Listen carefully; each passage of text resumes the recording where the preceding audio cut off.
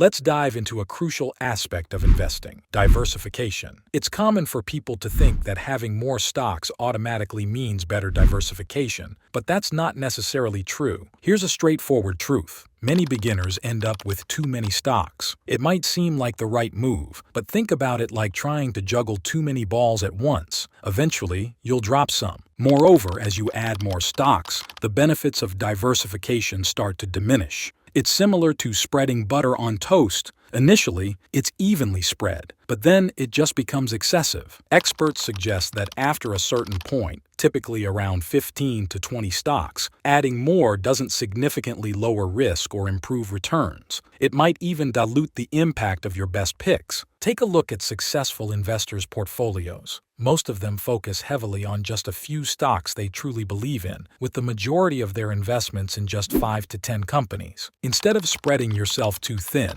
concentrate on a few standout stocks, quality over quantity. By focusing your efforts on promising investments, you can better monitor their performance and make informed decisions. Remember, it's not about owning as many stocks as possible. It's about owning the right ones. Take your time to research and choose wisely. Find those hidden gems with potential for long-term growth. Stay disciplined and stick to your strategy. In summary, finding the right balance between diversification and concentration is crucial. Trim the excess and prioritize quality investments that match your financial goals and risk tolerance. Raise your investor IQ with cutting-edge info, insight, and analysis.